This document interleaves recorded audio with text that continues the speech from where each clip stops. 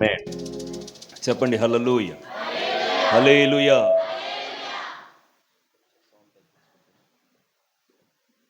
అటు లేపుతుంటాను నేను, no problem. తగ్గించేసి రైట్. ఇలాంటి ఒక మంచి సంఘానికి క్రొత్తగా పాస్టర్ గారిని అపాయింట్ చేశారట ఆ సంవత్సరం. అయితే చూడ్డానికి చాలా దండిగా ఉన్నాడు పాస్టర్ గారు. పలకరింపు అంత బాగానే ఉంది. పాస్టర్ గారు కూడా చాలా మంచిగా ఉన్నారు. పిల్లలు మంచిగా ఉన్నారు. సంఘమంతా చాలా ఖుషీగా ఉంది. వెళ్ళిన పాస్టర్ గారిని బట్టి కొంత బాధపడుతున్నా, వచ్చిన పాస్టర్ గారిని బట్టి, వారి మాట తీరుని బట్టి చాలా ఆనందపడుతున్నారు. మొదటి వారం మరి పాస్టర్ గారు ఇలానే పాటలన్నీ అయిపోయాక వాక్యం కొరకు మైక్ తీసుకున్నారు. వర్తమానం మొదలుపెట్టాడు. అయితే వర్తమానం గంట అయిపోయింది, గంటన్నర అయిపోయింది, 2 గంటలు అయిపోయింది, ముగింపు రావట్లే. ఈలోపుగా సడన్గా కరెంటు పోయింది, ముగించేశాడు.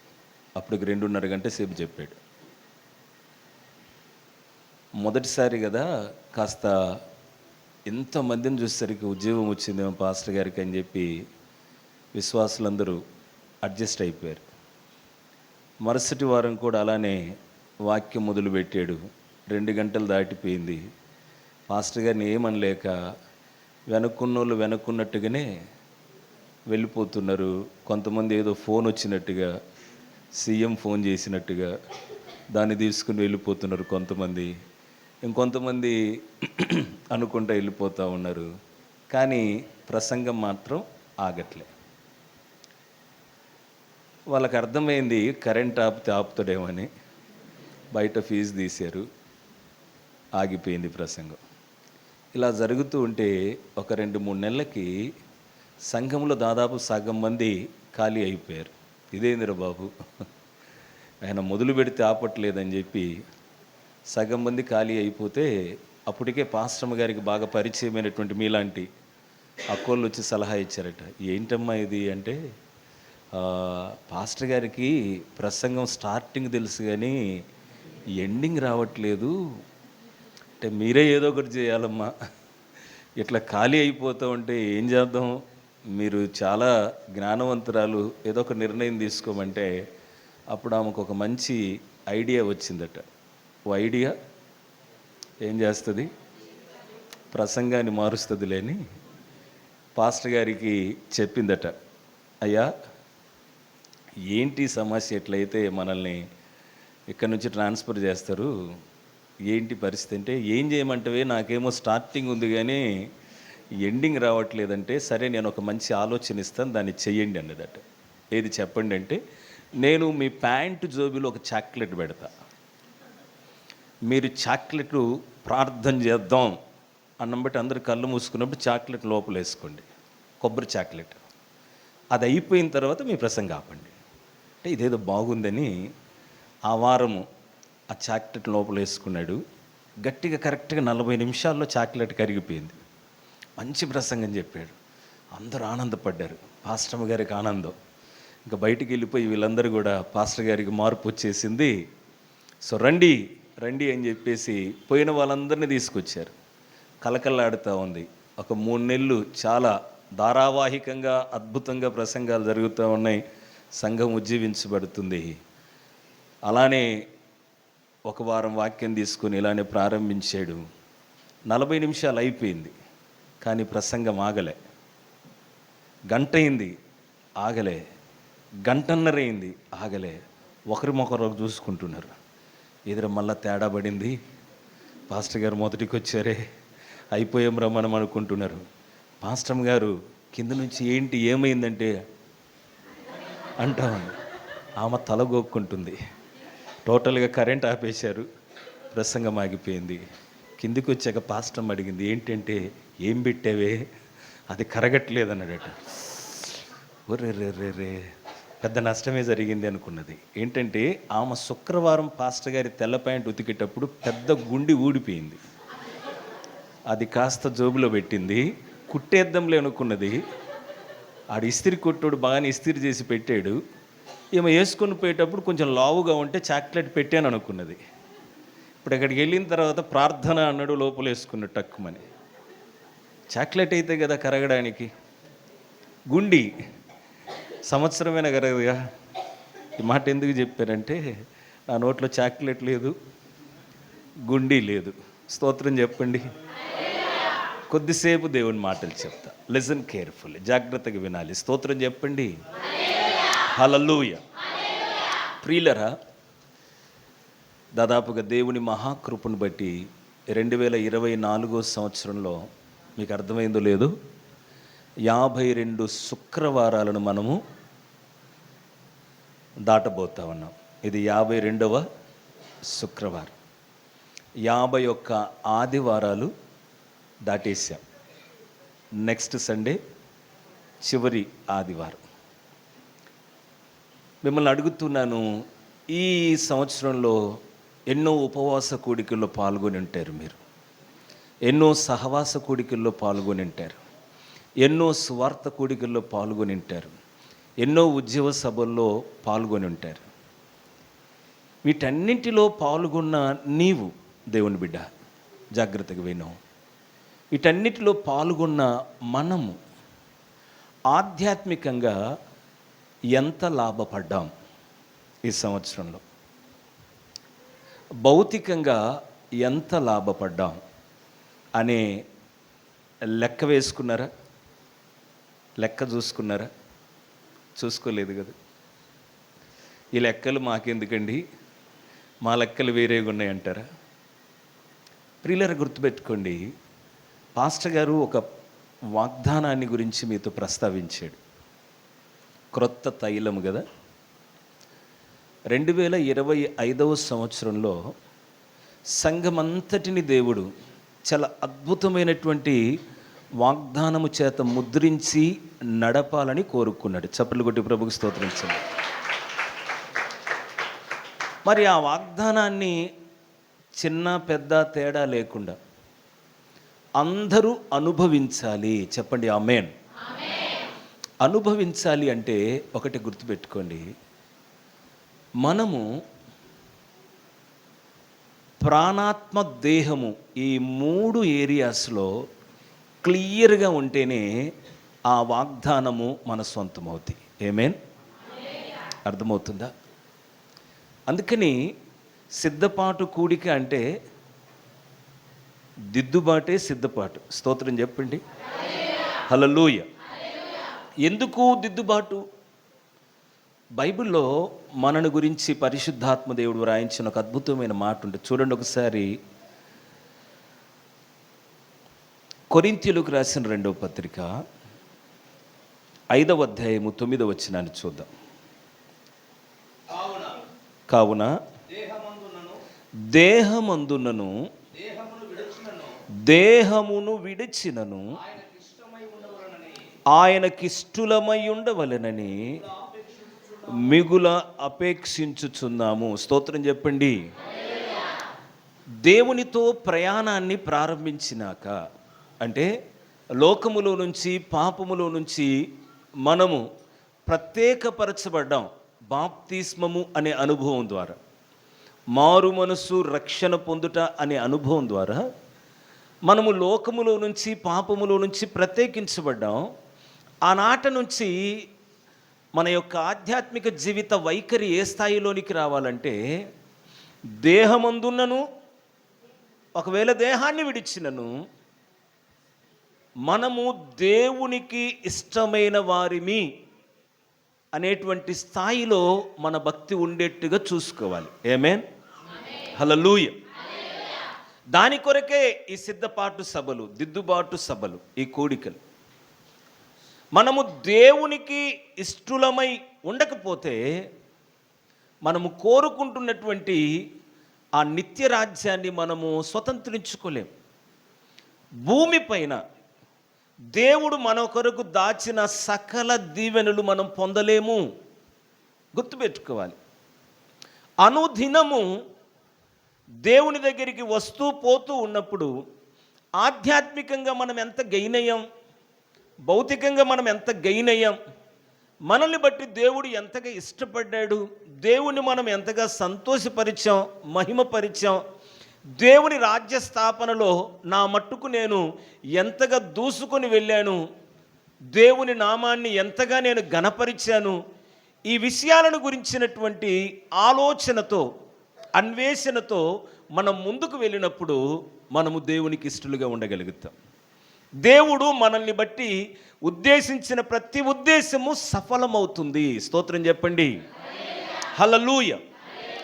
మరి ఈ నూతన సంవత్సరములోనికి ప్రవేశించడానికి ముందు ఈ సిద్ధపాటు కూడికలు నిజమే మన కొరకు ఇవ్వబడినటువంటి ఆ శ్రేష్టమైనటువంటి వాగ్దానాన్ని నీవు, నేను, మన కుటుంబము, సంఘమంతా కూడా దాన్ని అనుదినము 2025వ సంవత్సరం అంతా కూడా అనుభవించాలి అంటే మన జీవితంలో జరగాల్సిన ఒక క్రియ ఉంది. దాని గురించి మనము కొద్దిసేపు నేర్చుకునే ప్రయత్నం చేద్దాం. చూడండి, అది ఏమై ఉందంటే ఇదే పత్రిక లేదా ఇదే పుస్తకం, మొదటి పుస్తకం ఉంది, కొరింథీయులకు రాసిన మొదటి పత్రిక 11వ అధ్యాయము 31వ వచనాన్ని ఒకసారి చూద్దాం. 11:31 ఏం చెప్తుంది? అయితే మనలను మనమే విమర్శించుకుని ఎడల తీర్పు పొందక పోదుము. స్తోత్రం చెప్పండి. హల్లెలూయా. అయితే మనలను మనమే, వేరొకరు కాదు, మనను మనమే, ఎవరికి వారిమి, మనలను మనమే ఏం చేసుకోవాలి? ఈ కూడికలు అంటే విమర్శించుకోవాలి. మనని మనమే దేవుని సన్నిధిలో, దేవుని వాక్యపు వెలుగులో, పరిశుద్ధాత్మ ఆయన సంచారము ఇక్కడ ఉండగా మనల్ని మనమే విమర్శించుకోవాలి. అలాగూ మనం విమర్శించుకున్నప్పుడు ఆత్మలో, ప్రాణములో, దేహములో మనము క్లియర్గా ఉంటాము. స్తోత్రం చెప్పండి. హల్లెలూయా. అన్ని విమర్శల కంటే ఆత్మ విమర్శ గొప్పది. నమ్మిన వారు స్తోత్రం చెప్పండి. ఇది మన దైనందిన జీవితంలో అనుదినము కూడా జరుగుతూ ఉండాలి. ఆత్మ విమర్శ అనేది మనల్ని మనమే విమర్శించుకుంటూ ముందుకు వెళ్తే చాలా క్లియర్గా ఉంటాము. దేవునికి ఇష్టలుగా మనము భూమిపైన జీవిస్తాము. ఆమేన్. బైబిల్లో కీర్తనకారుడు ఆయన ప్రార్థనలు మనకెంతో ఆధ్యాత్మిక పాఠాలని మనకి నేర్పుతూ ఉంటాయి. ఆయన ప్రార్థనలో ఒక ప్రార్థన చూడండి, 26వ కీర్తన 1వ చరణం చూస్తారా? యెహోవా, నేను యథార్థవంతుడనై ప్రవర్తించుచున్నాను, నాకు తీర్పు తీర్చుము. రైట్. 2వ చరణం కూడా, యెహోవా నన్ను పరిశీలించుము, నన్ను పరీక్షించుము, నా అంతరింద్రియములను, నా హృదయమును పరిశోధించుము. సరిపోతుంది. దేవుని బిడ్డలారా, దావీదు గారి ప్రార్థన ఏమంటున్నాడంటే, దేవా నన్ను పరిశీలించు, నన్ను పరీక్షించు, నా అంతరింద్రియములను, నా హృదయమును పరిశోధించు. దేవుని సన్నిధిలో కూర్చొని దావీదు గారు ఆత్మ విమర్శ చేసుకుంటున్నారు. అక్కడితో ఆగక కొంత దూరము తన భక్తి జీవితంలో కొంత దూరం ప్రయాణం చేసిన తర్వాత మరలా ఇదే ప్రార్థన చేయడం అనేది 139వ కీర్తనలోనికి రండి ఒకసారి. 139, 23, 24 వచనాలు కూడా చూద్దాం. 139వ కీర్తన, దేవా నన్ను పరిశోధించి నా హృదయమును తెలుసుకొనుము, నన్ను పరీక్షించి నా ఆలోచనలను తెలుసుకొనుము, నీ కాయాసకరమైన మార్గము నా యందున్నదేమో చూడుము, నిత్య మార్గమున నన్ను నడిపించుము. స్తోత్రం చెప్పండి. అక్కడ 26వ కీర్తనలో ప్రభు సన్నిధిలో తనను తాను విమర్శించుకుంటున్నాడు, ఆత్మ విమర్శ చేసుకుంటున్నాడు. కొంత దూరం ప్రయాణం చేశాక మరలా ఎక్కడైనా జారిపోయాడేమో, మాటల్లోనో, చూపుల్లోనో, చేతల్లోనో తప్పిపోయాడేమో, మరలా దేవుని సన్నిధికి వచ్చి ఇదే ప్రార్థన చేస్తూ ఉన్నాడు. నన్ను, నా హృదయాన్ని పరిశీలించు, పరిశోధించు, పరీక్షించు. నీకు ఆయాసకరమైన మార్గము నా యందున్నదేమో. అర్థమవుతుందా? ఆత్మ విమర్శ అనేది చాలా గొప్ప అనుభవం దేవుని బిడ్డలారా. మనల్ని క్రీస్తు సారూప్యములోనికి ఆత్మ విమర్శ అనే అనుభవం మనల్ని తీసుకెళ్తుంది. స్తోత్రం చెప్పండి. హల్లెలూయా. ఆత్మ విమర్శ చేసుకొనుట ద్వారా మనము దేవునికి ఇష్టమైన వారిగా మార్చబడగలము. ఆమేన్. దేవుని ఉద్దేశాలు మన జీవితంలో ఒకటి కూడా తప్పిపోకుండా నెరవేర్చబడ్డానికి అవకాశం ఉంది ఆత్మ విమర్శ చేసుకున్నట ద్వారా. చాలాసార్లు వస్తాం, పోతూ ఉంటాం, జారిపోతూ ఉంటాం, లేపబడుతూ ఉంటాం, మరలా ప్రభు దగ్గరికి వస్తుంటాం, వెళ్ళిపోతుంటాం. కానీ ఆత్మ విమర్శ విషయంలో కొంత వెనకబడిపోతూ ఉంటాం. ప్రియులరా, యేసుక్రీస్తు వారి జీవితంలో కూడా ఆత్మ విమర్శ అనేటువంటి ఒక శ్రేష్టమైన అనుభవం మనకు కనిపిస్తుంది. దాంట్లో నుంచి నేను ఒక 3 విషయాలని మీకు పరిచయం చేసి నేను ముగిస్తాను. రండి, మత్తయి సువార్తలోనికి రండి. దావీదు గారు ఆత్మ విమర్శ చేసుకున్నట్టుగానే యేసుక్రీస్తు వారి యొక్క పరిచర్య జీవితంలో కూడా ఆయన కూడా ఆత్మ విమర్శ అనే అనుభవాన్ని హైలైట్ చేస్తూ పరిచయం చేసినటువంటి ఒక చక్కని సందర్భం మత్తయి సువార్త 16వ అధ్యాయము. రండి 16వ అధ్యాయము 13 నుంచి 16 వరకున్న లేఖన భాగాన్ని చూద్దాం. మత్తయి సువార్త 16వ అధ్యాయము 13 నుంచి 16 వరకు. ఓకే. ఉమ్. ఉమ్.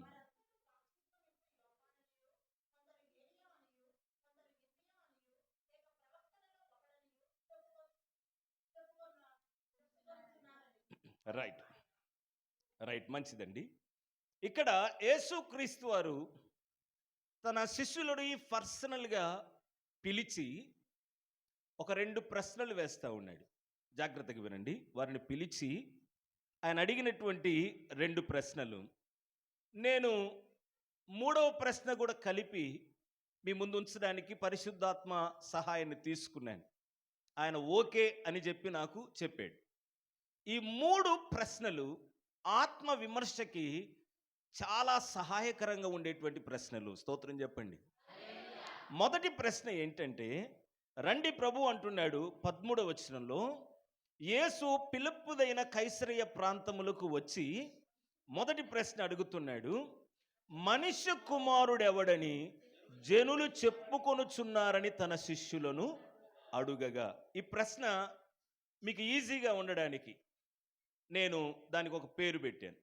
యేసుక్రీస్తు వారు శిష్యులతో అడుగుతున్నాడు ఏమనంటే, నా గురించి సమాజము ఏమనుకుంటుంది? స్తోత్రం చెప్పండి. అంతే కదా. ఈ ప్రశ్నలో తప్పేమని చెప్పానా? ఆయన ప్రశ్న యొక్క భావం ఏంటంటే, నా గురించి సమాజము ఏమనుకుంటుంది. ఆత్మ విమర్శలో ఉండాల్సిన మొట్టమొదటి ప్రశ్న. ఇప్పుడు ఇలాగున మనకు అప్లై చేసుకుందాం దీన్ని. బైబిల్ని 2 రకాలుగా అర్థం చేసుకోవాలి. ఒకటి అక్షరార్థంగా మనం అర్థం అక్కడ ఏముందో దాన్ని అలానే మనం అర్థం చేసుకోవాలి.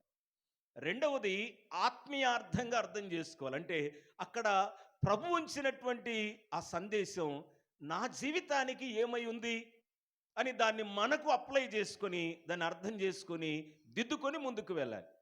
ఇప్పుడు విందాం. మనం ఆత్మ విమర్శ అనేటువంటి ఒక టైటిల్ని మనం ముందు పెట్టుకొని కొద్దిసేపు మనం నేర్చుకుంటున్నాం ఈ సిద్ధపాటు కూడికలో. ప్రభు అంటున్నాడు శిష్యులతోటి, వారితో కలిసి పరిచర్యలో కొంత ప్రయాణం చేశాక, కొంత దూరం వెళ్ళాక, కొంతకాలం దాటాక అక్కడ ఆగి వారితో అంటున్నాడు, నా గురించి సమాజం ఏమనుకుంటుంది? బలవంది కదా ఈ ప్రశ్న. మనం కూడా వేసుకుంటే ఎంత బాగుంటుందో. నా గురించి సమాజం ఏమనుకుంటుంది? ఎప్పుడన్నా మీరు అన్ని ఆలోచించారా? ఇలాగ ఆలోచించారా? యేసయ్య విమర్శించుకున్నట్లుగా, యేసయ్య శిష్యులను అడిగినట్లుగా ఎప్పుడైనా మన మనస్సాక్షిని మనం ప్రశ్నించుకోవడం ఎప్పుడైనా జరిగిందా? ప్రభు చెప్తున్నాడు, మనకు మనమే విమర్శించుకుని ఎడల తీర్పు పొందకపోదుము. స్తోత్రం చెప్పండి. దిద్దుబాటు అంటే ఇదేనండి. ఇదే నా గురించి సమాజం ఏమనుకుంటుంది? మనం అరణ్యంలో లేము, జనజీవన స్రవంతిలో ఉన్నాం. హల్లెలూయా. మన చుట్టూ ఉన్న సమాజంలో మనకు 2 కండ్లు ఉంటే కొన్ని లక్షల కండ్లు మనల్ని చూస్తూ ఉన్నాయి. క్రైస్తవుడు, సేవకుడు ఒక న్యూస్ పేపర్ వంటి వాడు. న్యూస్ పేపర్ని అనేకులు చదువుతారు, మనల్ని కూడా అందరూ చదివే ప్రయత్నం చేస్తుంటారు. వీరి కట్టు బొట్టు, వీరి మాట తీరు ఎలా ఉంది, వీరు ఎలా నిల్చున్నారు, ఎలా కూర్చుంటున్నారు, ఎలా నడుస్తున్నారు, వీరు ఎక్కడ సంచరిస్తున్నారు, మీకు అర్థమవుతుందా? అదే పనిగా కొంతమంది మనల్ని స్టడీ చేస్తూ ఉంటారు. ఒక పుస్తకాన్ని చదివినట్టుగా, ఒక పేపర్ని చదివినట్టుగా మనల్ని చదువుతూ ఉంటారు. అప్పుడు మనకు తట్టాలి, నా చుట్టూ ఉన్న సమాజం నా గురించి ఏమనుకుంటుంది? ఏమనుకుంటే బాగుంటుంది? ఏమనుకుంటే బాగుంటుంది చెప్పండి మీరే. యేసయ్య ప్రశ్న వేసాడు, ఏమని తెలుసా? నా గురించి సమాజం ఏమనుకుంటుంది అంటే, వారు ఇచ్చిన ఆన్సర్ చూడండి. 14వ వచనంలో వారు అంటున్నారు, కొందరు బాప్తిస్మం ఇచ్చి యోహాననియు, కొందరు ఏలియా అనియు, కొందరు ఇర్మియా అనియు, లేక ప్రవక్తలలో ఒకడనియు. చిన్న తేడా కూడా లేదు. స్తోత్రం చెప్పండి.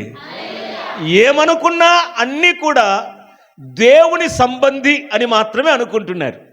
ఈ ప్రశ్నలో ఆయనకు దక్కిన ఆన్సర్ ఏంటంటే, నేను క్లియర్. స్తోత్రం చెప్పండి. అయ్యా మీరు క్లియర్గా ఉన్నారు, నో ప్రాబ్లం. ఇలా అనుకుంటున్నారు, మీ గురించి ఇలా అనుకుంటున్నారు. ప్రియ స్నేహితుడా, సహోదరి, నీవు నేను జీవిస్తూ ఉన్నా, చెల్లిస్తున్నా, ఉనికిని కలిగి ఉన్నా, ప్రయాణాలు చేస్తూ ఉన్నా, మన పనులకు వెళ్తూ ఉన్నా, మన వ్యాపారాల్లో ఉంటున్నా, మన ఉద్యోగాల్లో ఉంటున్నా, చుట్టూ ఎంతోమంది మనల్ని చూస్తున్నారు. మన ప్రస్తావన వస్తే అక్కడ ఏమనుకుంటున్నారు? ఏమనుకుంటే బాగుంటుంది? ఒకసారి ఆలోచిద్దాం. ఏమనుకుంటే బాగుంటుంది? దీనిని బట్టి దేవునికి మనం ఇష్టమైన వారిమా కాదా అనేది తేలిపోయింది. దీనిని బట్టి పరలోకంలో మనం చేరగలమా లేదా అనేది తేలిపోయింది. దీనిని బట్టి దేవుడు నన్ను బట్టి సంతోషిస్తాడా, సంతోషించడా అనేది తేలిపోయింది. మనము ఈ ప్రశ్న వేసుకుంటే మనకు మనస్సాక్షి ఆన్సర్ ఇవ్వాలి, నువ్వు క్లియర్గా ఉన్నావు అని. చప్పట్లు కొట్టి ప్రభువుకి స్తోత్రం చేయండి. హల్లెలూయా. క్లియర్గా లేకపోవచ్చు ఇప్పటికి, కానీ ప్రభు అంటున్నాడు, నువ్వు క్లియర్గా ఉండాలి.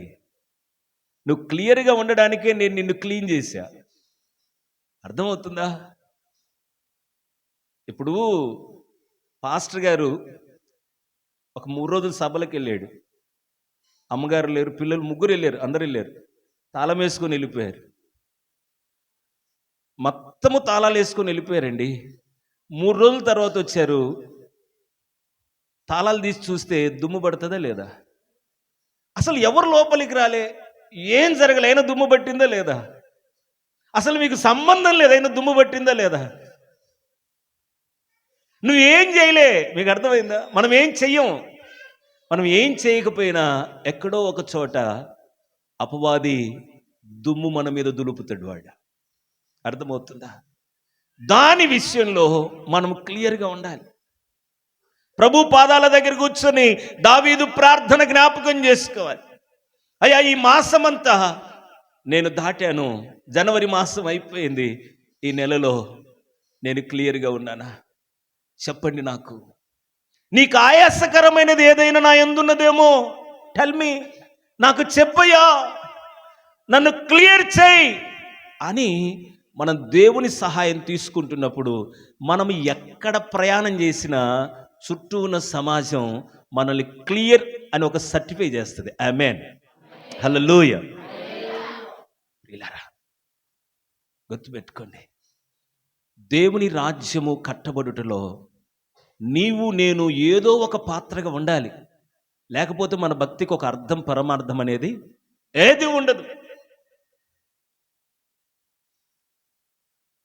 భక్త సింగయ్య గారు ఒక మాట అంటారు, పరిచర్య కంటే గొప్పది ప్రవర్తన అంటాడు ఆయన.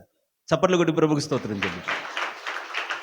నువ్వు ఎన్ని లక్షల మందిని ప్రభు దగ్గరికి తెచ్చావన్నది ముఖ్యం కాదు, ఎన్ని వేల సంఘాలు కట్టావన్నది ముఖ్యం కాదు, లేకపోతే నీవు ఎన్ని తలాంతులు కలిగిన దేవుని బిడ్డగా ఉన్నావన్నది ముఖ్యం కాదు, కానీ నీ ప్రవర్తన ఎలాగున్నదనేది ముఖ్యం. సమాజంలో నీ ప్రవర్తన ఎలాగుంది అర్థమవుతుందా? నేను చెప్తా ఉంటాను అప్పుడప్పుడు మా సేవకుల కోడికల్లో, మాట వలన కానిది మాదిరి వలన అవుతుంది. నమ్మిన వారు చప్పట్లు కొట్టి ప్రభుకి స్తోత్రం చెప్పు. అంటే నువ్వు చెప్పడం ద్వారా ఒకవేళ మనిషి రాకపోవచ్చు, కానీ నీ జీవితం ఒక సువార్తలాగా చూపించడం ద్వారా అనేక మంది ప్రభు దగ్గరికి రాగలరు. It is very powerful. జీవితము ద్వారా సువార్త అనేది, మన మాటలు, క్రియలు, నడవడి ద్వారా ప్రభువును చూపించుట అనేది చాలా శక్తివంతమైనది. అందుకని ఈ ప్రశ్న వేసుకోవాలి మనం, నా గురించి సమాజం ఏమనుకుంటుంది? యేసయ్య ప్రశ్న వేసినప్పుడు శిష్యులు యు ఆర్ క్లియర్ అన్నారు. నీ గురించి మంచి సాక్ష్యం ఉంది, స్తోత్రం చెప్పండి. ఇంకో ప్రశ్న వేస్తాడు చూడండి, ఇంకో ప్రశ్న కూడా ఆయన ఏమంటాడంటే 15వ వచనం చదివారు సహోదరి గారు. ఇక్కడ అందుకు ఆయన, మీరైతే నేను ఎవడనని చెప్పుకొనుచున్నారని వారిని అడిగాను. దీనికి నేను ఈజీగా ఈ ప్రశ్న అర్థమవడానికి చెప్పాను. మొదటి ప్రశ్న ఏమడిగాడు ప్రభు? నా గురించి సమాజం ఏమనుకుంటుంది. రెండవ ప్రశ్నే, నా గురించి మీరు అనే దగ్గర సంఘం పెట్టుకుంటే బాగుంటుంది కదా. మీరంటే ఎవరు? శిష్యులేగా. ఇక్కడ మనం ఈ ప్రశ్నని ఇలాగ పెట్టుకుందాం, నా గురించి సంఘము ఏమనుకుంటుంది. స్తోత్రం చెప్పండి కదా. సంఘంలో సభ్యులమేనా లేదా? ఈ ప్రశ్న మనకు తట్టాలి. ఆత్మ విమర్శలో ఇది రెండో ప్రశ్న. విమర్శించుకుంటున్నాం కదా, నేను ఎలాగున్నాను, ఇష్టంగా ఉన్నానా, దేవునికి కష్టంగా ఉన్నానా, నేను క్లియర్గా ఉన్నానా, అన్క్లియర్గా ఉన్నానా, ఇలాగ మనం ఈ సిద్ధపాటు కూడికలో దిద్దుబాటును కోరుకుంటున్నప్పుడు రెండో ప్రశ్న కూడా కీలకమైంది. సమాజమే కాదు, నా గురించి సంఘము ఏమనుకుంటుంది. ఏమనుకోవాలి? మన ప్రక్కనున్న విశ్వాసి ఏమనుకుంటే బాగుంటుంది? మన తోటి విశ్వాసులు మన గురించి. అర్థమవుతుందా? నీ సేవకుడు నీ గురించి ఏమనుకుంటే బాగుంటుంది? చాలాసార్లు కొంతమంది సేవకులు నాతో పర్సనల్గా మాట్లాడుతున్నప్పుడు వాళ్ళు కన్నీరు మున్నీరుగా తమ అనుభవాలను చెప్తూ ఉంటారు. మేము ఎంత కష్టపడుతున్నామో, నేను నా భార్య అన్ని విడిచిపెట్టి వచ్చామండి వీరిని దేవునికి అప్పగించడానికి, ఒక రాజ్యంగా కట్టడానికి. దాదాపుగా 90% పీపుల్ మాకు సహకరించరు, ఓ 10% పీపులే సహకరిస్తూ ఉంటారు. అయ్యో ఏమైంది పాస్టర్ గారు అంటే వారు చెప్తా ఉంటారు. వారి గురించి ప్రార్థనలో కూర్చున్నప్పుడు ఎంత కష్టం అనిపిస్తూ ఉంటుందో, తృప్తిగా దేవునికి కృతజ్ఞతాస్తుతులు చెల్లించడానికి మాకు చేతనవ్వట్లే. ఎక్కడో ఒక చోట వారి చేష్టల ద్వారా మమ్మల్ని గాయపరుస్తూ ఉన్నారు. మనస్సు గాయమైపోతూ ఉంది వారిని బట్టి.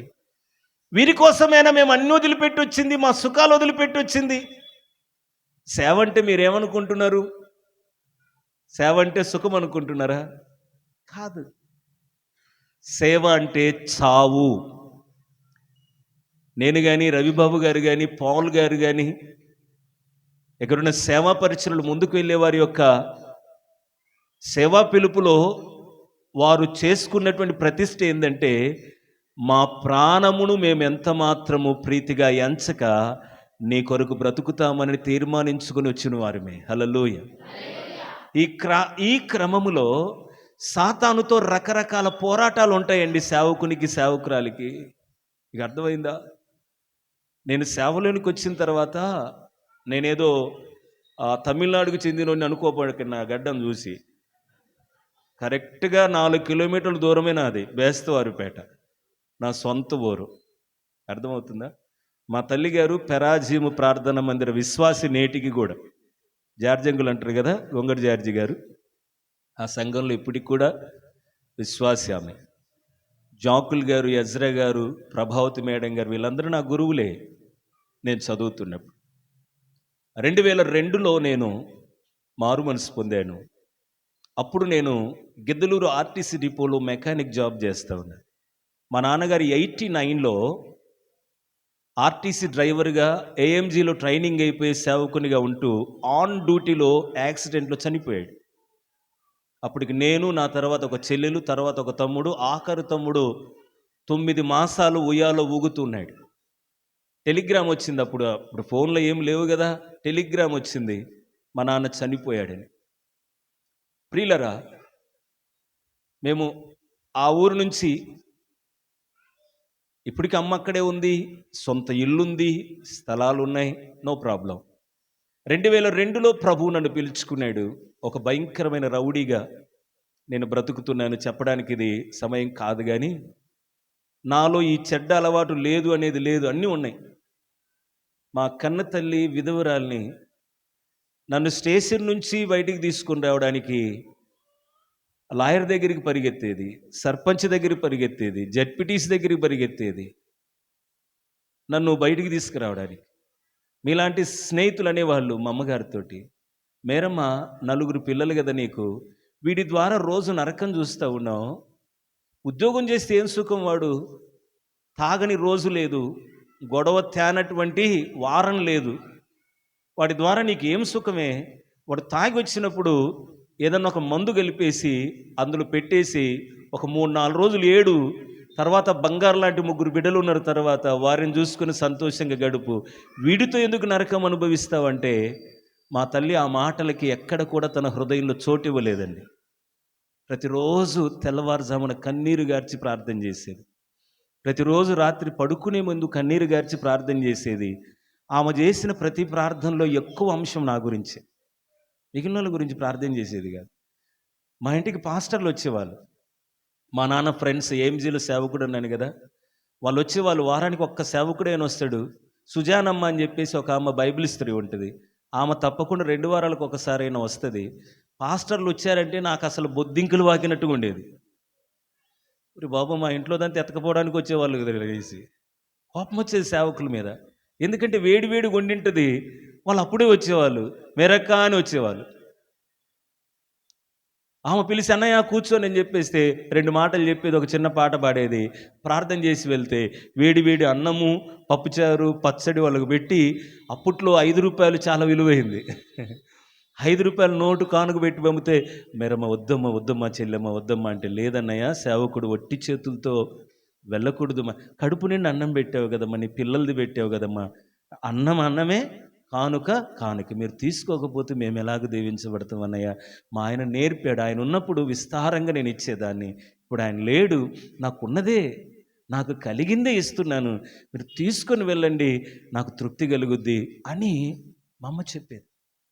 నాకు పిచ్చ కోపం వచ్చేది, ఉన్నాయంత ఎత్తకపోతున్నారేట్రా వీళ్ళు అనేసి. కొంతకాలానికి సేవకులు భయపడేవాళ్ళు మా ఇంటికి రావడానికి. బయట నా చెప్పులుంటే రారు, వెళ్ళిపోతారు వెనక్కి, చెప్పులు లేకపోతే లోపలికి వచ్చి ప్రార్థన చేసి వెళ్ళిపోయేవారు.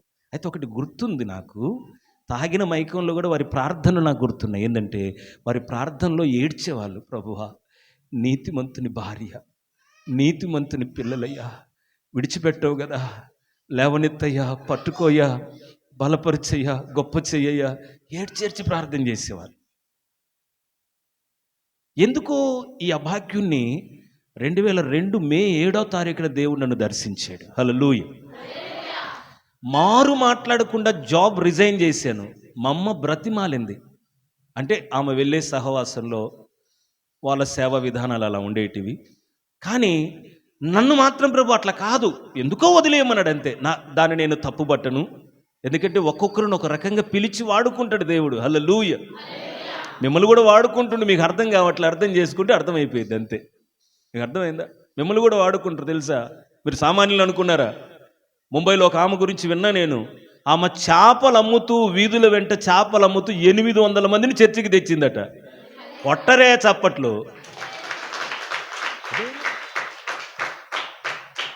ఒక సేవకుడు చేయలేని పరిచర్య చేసిందామా? మీరు సామాన్యులు అనుకున్నారా? ప్రియులారా, మా అమ్మకు చెప్పానమ్మా, అర్థం చేసుకోవే, ఎందుకంటే ఆయన పిలిచిన తర్వాత, ఆయన సంధించిన తర్వాత సిగరెట్ వెలిగిస్తే పీల్చలేకపోతున్నా. డ్యూటీ దిగేటప్పుడు సీనియర్ మెకానిక్ ఉంటాడు, రేయ్ లడ్డు 90 వేసుకొని పోదురా అంటాడు.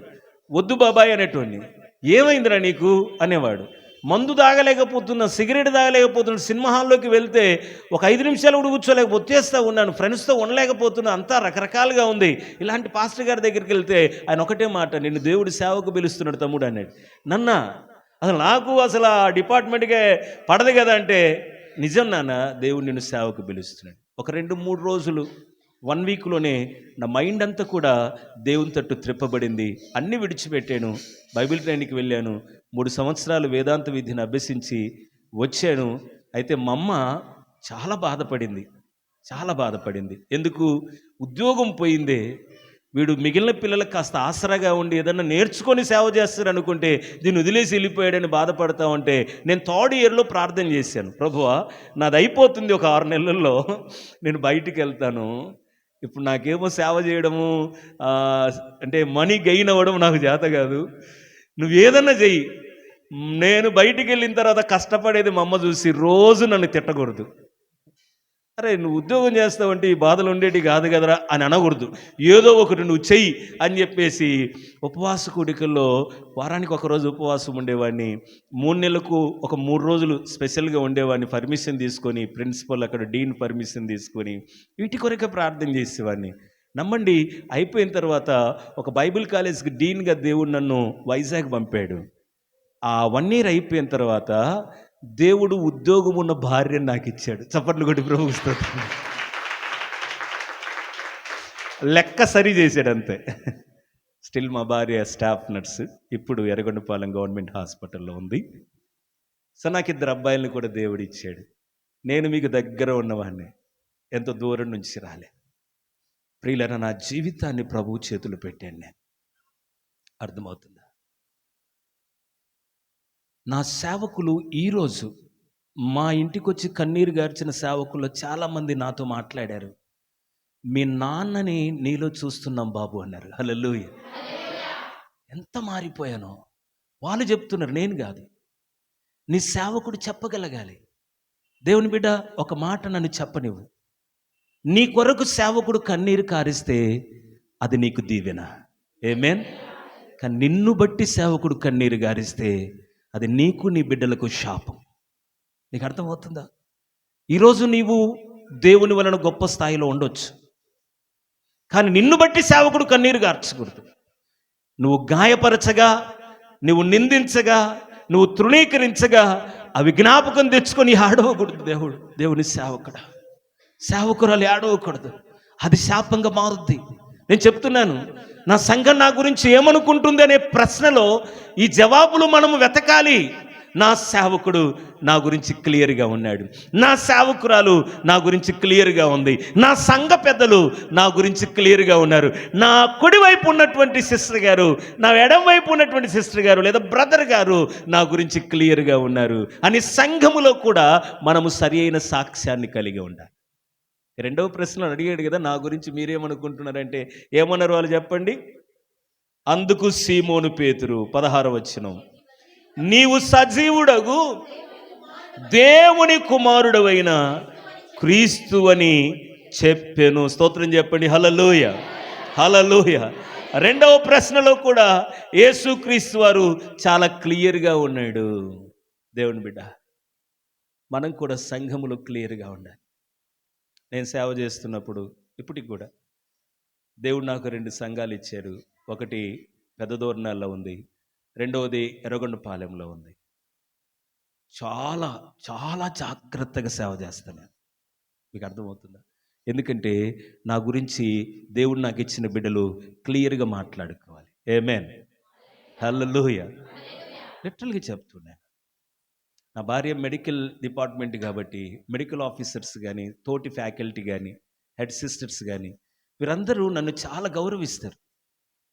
నా గురించి చాలా బాగా మాట్లాడుకుంటాడు. నా భార్య చెప్తూ ఉంటుంది, చాలా మెల్లగా చక్కగా మాట్లాడతారండి, అర్థమయ్యేటట్టు మాట్లాడతారు పాస్టర్ గారు, చక్కగా ఆరాధన చేస్తారు, పాటలు పాడతారు, ప్రార్థన చేస్తే కార్యాలు జరుగుతున్నాయి సిస్టర్, చిన్న సంఘమైన మీకు లాగానే చాలా దీవించబడతా ఉన్నాం మేము అని మాట్లాడుతున్న ప్రతి మాట నాలో భయాన్ని కలిగిస్తూ ఉంటుంది. ఎందుకంటే ఈ సాక్ష్యము కడ వరకు నిలబడాలి. హల్లెలూయా. ఈరోజు మంచి అని అనిపించుకుంటే సరిపోదు, చచ్చేంత వరకు ఆ మంచిని కాపాడుకోవాలి. రాజన్న అంతే కదా. మన సంఘం మన గురించి క్లియర్గా మాట్లాడుకోవాలి. మూడో ప్రశ్న బైబిల్లో లేదు కానీ నేనే ప్రభువుని అడిగాను, ఇది కూడా వెయ్యి అన్నాడు. అర్థమవుతుందా? మూడో ప్రశ్న మనం వేసుకోవాలి ఆత్మవిమర్శలో. ఏంటి మూడో ప్రశ్న అంటే, నా గురించి నా సంసారం ఏమనుకుంటుంది? అర్థమవుతుందా? సంసారం అంటే ఏంటిది? కుటుంబం. ప్రాస చెప్తున్నా, నా గురించి సమాజం, నా గురించి సంఘం, నా గురించి సంసారం అంటే కుటుంబం. ఒక భార్యగా నువ్వు ఉన్నావు, విశ్వాసిగా. ఆ ఇంటిలో నీ భర్త ఉన్నాడు. భర్త ఎదుట నీ సాక్ష్యం ఎలా ఉంది? నీ గురించి భర్త ఏమనుకుంటున్నాడు? ఒక మంచి భర్తగా దేవుని వెంబడిస్తున్నావు, సంఘంలో సాక్ష్యం బాగానే ఉంది. కానీ ఇంట్లో నీ భార్య నీ గురించి ఏమని సాక్ష్యం ఇవ్వగలదు? ఒక మంచి తల్లిదండ్రులుగా సమాజంలో సంఘంలో క్లియర్గా ఉన్నారు, కానీ ఇంట్లో మీ పిల్లల దగ్గర మీ సాక్ష్యం ఎలా ఉంది? క్లియర్గా ఉన్నారా లేదా? ఆత్మవిమర్శలో మూడవ ప్రశ్న. ఈరోజు చాలా క్రిస్టియన్ ఫ్యామిలీస్ ఇక్కడ ఫెయిల్ అయిపోతుంది. కుటుంబంలో బయట పాస్ అవుతున్నారు, సంఘంలో పాస్ అవుతున్నారు, ఫ్యామిలీ లైఫ్లో ఫెయిల్ అయిపోతున్నారు. నిజమండి, నేను అబద్ధం చెప్పట్లేదు. ఒకసారి ఏసన్న గారు, ఆ తల్లిగారు పదే పదే పిలుస్తుంది. ఒక 20 ఏళ్ల క్రితం వెళ్ళాడంట ఆ ఇంటికి. ఓ పూరి గుడిసె, విధవరాలు ఆమె, ఒక్కడే కొడుకు. ఆ ఇంటికి వెళ్ళాడు. చిన్న మోపెడ్ అంటే ఇదేంటాడు, టీవీఎస్ 15 మీద వెళ్ళి ప్రార్థన చేసి వచ్చాడు. ఈ తల్లిని దీవించు ప్రభువా, హెచ్చించు, కొడుకుని దీవించు అని చెప్పి ప్రార్థన చేసి వచ్చాడు. తర్వాత ఆయన బిజీ అయిపోయాడు. ఆ తర్వాత ఒక సంవత్సరం నుంచి అడుగుతూ, ఒకసారి రండి ఏసన్న గారు, అయ్యా రాయా అంటా ఉంది. వస్తలేమా తల్లిగారు అంటున్నారు. 20 ఏళ్ళ తర్వాత వెళ్ళాడట. ఆ రూట్లో వెళ్తూ ఆ ఇంటికి వెళ్ళి వెతుకుతూ ఉన్నాడు ఆ బజార్లో. ఇక్కడ ఒక ఇల్లు ఉండాలి కదా అంటే, వాళ్ళు అయ్యగారు ఏంటి, ఎవరి కోసం ఎదురు, ఫలాని పేరు, ఆ ఇల్లు అంటే అదేనండి అంటే వెతురుపోయాడు. 2 అంతస్తుల మేడ, అది అంతఃపురంలాగుంది అసలు. అది లోపలికి వెళ్ళి కాలింగ్ బెల్ కొడితే ఆమె వచ్చింది బయటికి. అమ్మో ఏసన్న గారు, రెండయ్యా బాబు రండి. అప్పటికి ఆమెకు 65 ఏండ్లు. రెండయ్య అని చెప్పి డోర్ తీసి చిన్నగా లోపలికి తీసుకెళ్ళి ఆ హాల్లో కూర్చోబెడితే కుషన్ లాంటి సోఫాలు ఉన్నాయి. అసలు అదిరిపోయే ఫర్నిచర్ ఉంది ఇంట్లో. ఎట్టు చూసినా కూల్గా ఉంది మొత్తం కూడా. ఎంత బాగుందో. అయ్యా, నీ ప్రార్థనలు దేవుడు ఆలకించి నాకు మేలు చేశాడయ్యా, దాని గురించి నేను ఎప్పుడు రమ్మన్నా రావట్లేదంటే, ఇప్పుడు ఏసన్న అంటున్నాడు ఆమెతో, ఎంత ధనిరాలు అమ్మా, నీకు ఏదీ తక్కువ లేదే, సూపర్, ఎంత గొప్ప దేవుడు అంటే. ఆమె ఒక మాట అంటుంది దిగాలుగా, ఒక అర్ధగంట ముందు వస్తే బాగుండేది ఏసన్న గారు అన్న. అదేంటమ్మా అర్ధగంట ముందు? ఏం జరిగిందంటే, అర్ధగంట ముందు ఒక్క కొడుకు, వాడి భార్య అంటే కోడలు, ఇద్దరు పిచ్చి కొట్టుకున్నారట. కొడుకేమో ముక్కు పగిలింది, కోడలికేమో చెయ్యి ఇరిగింది. అర్ధగంట ముందు ఇద్దరు ఒకే కారులో డ్రైవర్ని తీసుకుని హాస్పిటల్కి వెళ్ళారట. మీకు అర్థమైందా? అన్నీ ఉన్నాయి, ఫర్నిచర్ ఉంది, అన్నీ ఉన్నాయి. ఇది లేదు అనడానికి ఏమీ లేదు, అన్నీ ఉన్నాయి. కానీ ముక్కు పగులుతుంది, చేతులు ఇరుగుతున్నాయి. నా గురించి సంసారం ఏమనుకుంటుంది అనే దగ్గర ఇక్కడ ఆగుదాం, ఒక్క నిమిషం ఆగుదాం. ఎలా ఉన్నాయి ఈరోజు క్రైస్తవ కుటుంబాలు? దేవుని బిడ్డలారా, వింటున్నారా? నవ్వుకోవడానికి కాదు కానీ ఒక విషయం నిజంగా జరిగింది చెప్తా ఉన్నాను.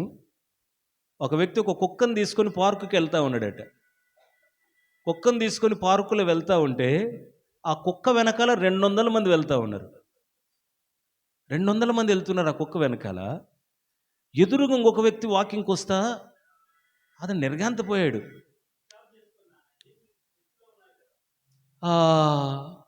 ఆశ్చర్యపోయి ఆపాడు కుక్క ఓనర్ని. ఏంటండి, మీరు కుక్కను తీసుకొని వస్తా ఉంటే దాని వెనకాల 200 మంది ఏదో టెన్షన్గా వస్తున్నారంటే, ఓహో అదే ఈ కుక్కను కావాలని చెప్పేసి ఒకరు వెంట ఒకరు 200 మంది నాకి కుక్క, నాకు కావాలి కుక్క అని చెప్పేసి వెంటబడుతున్నారంటే ఏంటి ఆ కుక్కలో ఉన్న ప్రత్యేకత అంటే, అప్పుడు చెప్తా ఉన్నాడు, ఏం లేదు, వారం రోజుల క్రితం ఈ నా కుక్క మా అత్తను గరిసింది, ఒక్క దెబ్బకు చచ్చిపోయింది. అందుకని వీళ్ళు ఆ కుక్క నాకు కావాలి, నా కుక్క కావాలని 200 మంది వెంటబడుతున్నారంటే ఈ మనిషి సడన్గా ఆగిపోయి wow what a wonderful dog అని చెక్ బుక్ తీసి ఇచ్చేసి, ఎంత రాసుకుంటావో రాసుకో, ఈ కుక్క నాకే కావాలి. ఒక్క దెబ్బకు అత్తను చంపిందా, నాకు కావాలి. నీకు అర్థమైందా? ఈరోజు ఏదో ఒక వ్యక్తిని బట్టి క్రైస్తవ కుటుంబాల్లో నెమ్మది ఉండట్లే. నా గురించి సంసారం ఏమనుకుంటుందనే దగ్గర ఎన్నో క్రిస్టియన్ ఫ్యామిలీస్ ఫెయిల్ అయిపోతున్నాయండి. అర్థమవుతుందా? కారణం ఏంటంటే లైట్ తీసుకుంటున్నాం సంసారాన్ని, కుటుంబాన్ని లైట్ తీసుకుంటున్నాం. సమాజంలో బాగుంటే చాలే, సంఘంలో పేరుంటే చాలే అనుకొని సాగిపోతున్నా. కానీ సంసారం విషయంలో ఎప్పుడుండే రందే కదా, ఎప్పుడుండే గొడవే కదా అన్నట్టుగా దాన్ని తేలిగ్గా తీసుకొని ముందుకెళ్తున్నాం. కానీ ఒకటి గుర్తుపెట్టుకోండి, మనము సంసారం విషయంలో, కుటుంబం విషయంలో కూడా క్లియర్గా ఉండకపోతే దేవుని సంతోషపెట్టలేం. దేవుని వలన మన కొరకు దాచబడిన సకల దీవెనలు మన సొంతం కావు. నేను చెప్తున్నాను కదా, నేను రౌడీనండి. మా తల్లి కన్నీటి ప్రార్థన, ఇలాంటి సేవకుల ప్రార్థన నన్ను సేవకుని చేసింది. చప్పట్లు కొట్టి ప్రభువుకి స్తోత్రం చేయండి. అన్న ఎందుకు మాట్లాడమ్మా, అన్న ఎందుకు మాట్లాడు చెల్లెమ్మా, అన్నగారు ఎందుకు మారడు, నీ భర్త ఎందుకు మారడు, నీ కొడుకు ఎందుకు మారడు, నీ భార్య ఎందుకు మారదు, నీ అత్తగారు ఎందుకు మారరు? నువ్వే పట్టించుకోవట్లేదు, నువ్వే తగినంత ప్రార్థన చేయట్లేదు, నువ్వే నీ సాక్ష్యాన్ని సరిగా వారి ఎదుట ఉంచలేకపోతున్నావు. అసలు వాక్యమే చెప్పకుండా భార్యల యొక్క పవిత్ర ప్రవర్తన ద్వారా పాపిష్టి భర్తలందరినీ కూడా దేవుని దగ్గర తీసుకొని రావచ్చట. అంత మీ చేతుల్లోనే ఉంది. స్తోత్రం చెప్పండి. ప్రభుత్వాన్ని నిలబెట్టేది మీరే, సంఘాన్ని నడిపించేది కూడా మీరే. మీరు లేకపోతే సంఘాలు ఎట్లుంటే ఒకసారి చూద్దాం. మేము ఎంతమంది ఉన్నాం, మీరు ఎంతమంది ఉన్నారు? దేవుడు మీ విషయంలో ఎంత మంచి ఉద్దేశం కలిగి ఉన్నాడు. మీరు ప్రార్థన చేస్తే కాందేముంది? నేను చెప్తా ఉంటాను, ప్రార్థన దగ్గరికి వచ్చేసరికి ప్రార్థన చేరలేని చోటు లేదు, ప్రార్థన చేయలేని కార్యము లేదు. చప్పలు కొట్టి ప్రభువుకి స్తోత్రం చేయండి. ఓకేనా? అవునా కాదా? మరి ఎందుకు కావట్లేదు? ప్రాబ్లం ఏంటంటే నువ్వే ప్రార్థన చేయట్లేదు. నువ్వు ప్రార్థన చేయవు కానీ ఎదురింటి వదినకి చెప్తావు, వెనకింటి అక్కకి చెప్తావు, పోయి ఇట్టటోన్ని కట్టుకున్నాను, ఈ కొంపకు తగరబడ్డాను నేను అని చెప్పేసి నీ ఇంటి గుట్టు నువ్వే రట్టు చేస్తూ ఉన్నావు. సంసారంలో క్లియర్గా ఉండలేకపోతున్నావు. అందుకోసమే కదా సిద్ధపాటు కూడిక. స్తోత్రం చెప్పరే, దిద్దుకోవడానికే కదా. అర్థమవుతుందా? నీ కొరకు దేవుడు అద్భుతమైనటువంటి వాగ్దానం ఇచ్చాడు 2025లో. స్టార్టింగ్ డే నుంచి మరలా ఎండింగ్ డే వరకు అది నీ సొంతమగునుగాక. దాని కొరకు ఆత్మవిమర్శ తప్పకుండా జరగాలి. అర్థమవుతుందా? ఒక భార్య గడ్డం గీసుకుంటున్నటువంటి భర్త దగ్గరికి వచ్చి, ఏమండి ఇది మీరు విన్నారా అంటే, ఏంటి చెప్పవే అంటే, మన పెళ్లి చేసిన పాస్టర్ గారు చచ్చిపోయాడట. ఈడేమనాలా? ఏమన్నాడు తెలుసా? చేసిన పాపం ఊరికనే పోయిద్దా అన్నాడట. చేసిన పాపం ఊరికనే అంటే వాళ్ళ మధ్యలో ఎలాంటి విధానాలు ఉన్నాయి మీరు అర్థం చేసుకోవాలి. ఇవన్నీ మార్చబడును గాక. జరిగినే మాట్లాడుకుంటున్నాం మనం. అర్థమవుతుందా? సంసారంలో కూడా మనం క్లియర్గా ఉండాలండి. భర్త గురించి ప్రార్థన చేసేటప్పుడు కనీసం నాన్ స్టాప్గా 5 నిమిషాలు కృతజ్ఞతాస్తుతులు చెల్లించగలగాలి. నువ్వు స్తోత్రం చెప్పండి. భార్య గురించి, బిడ్డల గురించి ప్రార్థన చేస్తున్నప్పుడు స్తుతులే ఎక్కువ చెల్లించగలగాలి. ఎందుకంటే వారు మారిపోయారు. నా కుటుంబము సంతోషంతో నింపబడి, నా కుటుంబము సమాధానంతో నింపబడి, నా కుటుంబంలో ఏది తక్కువ చేయట్లేదు, నా కుటుంబంలో ఇమ్మానియేలు ఉన్నాడు. హల్లెలూయా. చెప్పండి, 3 ప్రశ్నలు ఏంటి చెప్పండి. 1, నా గురించి సమాజము ఏమనుకుంటుంది? క్లియర్గా ఉండాలి. ఆమేన్. 2వది, నా గురించి సంఘం ఏమనుకుంటుంది? క్లియర్గా ఉండాలి. ఆమేన్. 3వది, నా గురించి సంసారం అంటే కుటుంబంలో నా గురించి నా అత్త ఏమనుకుంటుంది? ఏమనుకుంటుంది అత్త? ఇక తెలుసు, నాకేం తెలియదు. అందులో కూడా మనం క్లియర్గా ఉండాలి. ఆమేన్. మనం క్లియర్గా ఉంటేనే మనము వాగ్దానాలన్నీ అనుభవిస్తాం. ఆమేన్. దేవుని రాజ్యాన్ని కట్టబడుటలో మనవంతు పాత్ర మనము పోషించగలుగుతాం. నీ కొరకు, నా కొరకు దాచిన ప్రతి మేలు ఒక్కటి కూడా మిస్ అవ్వదండి. ప్రతి మేలు స్వతంత్రించుకుంటాం దాని కాలాన్ని బట్టి. సకల దీవెనలు మన సొంతం అవుతాయి. నిజంగా ఈ 3 ప్రశ్నలు మనం వేసుకొని క్లియర్గా ఉంటే, ఈ గోడ పగలగొట్టాలి, అసలు ఇది ఇంటికి పెట్టుకొని ఇంకో చోట ఒక ఎకరం కొనుక్కోవాలి. ఆమేన్, హల్లెలూయా. అవునా కదా? మనం ఇంత క్లియర్గా ప్రభువుని వెంబడిస్తుంటే సమాజం ప్రభు దగ్గరికి మనల్ని వెంబడిస్తూ వస్తుంది. ఆమేన్. అలా ఉండాలనే కదా దేవుడు నిన్ను నన్ను లోకం నుంచి ప్రత్యేకపరుచుకుంది. ఈ దర్శనాన్ని మనము విడిచిపెడితే ఎలాగా? దేవుని బిడ్డలారా, ఆయన సంతోషపెట్టడానికి, ఆయనకి ఇష్టలుగా ఉండడానికి మనము ఇదిగో గేట్ ఆఫ్ హెవెన్ అనే మినిస్ట్రీలోనికి, పరలోకపు గవినేటువంటి పరిచర్లోనికి పిలువబడ్డాం. It is not little ministry.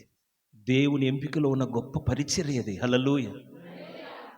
దీంట్లో నీవు దేవుని చేతిలో వాడబడే గొప్ప పాత్రగా ఉండాలి. ఆమేన్. దీని కొరకు ఆత్మ విమర్శ తప్పకుండా కావాలి. దాంట్లో ఈ 3 ప్రశ్నలు రావాలి. దీంట్లో క్లియర్ అనేటువంటి సర్టిఫికెట్ పొందాలి. దేవుని సంతోషపెట్టాలి. సమృద్ధి కలిగిన సకల దీవెనలతో నింపబడాలి. చెప్పండి ఆమేన్. అలాగూ ఉండుటకు దేవుడు తన సర్వ కృపని మీ మీద ఉంచునుగాక. దేవుని ఆత్మ చేత మీరు నింపబడుదురుగాక.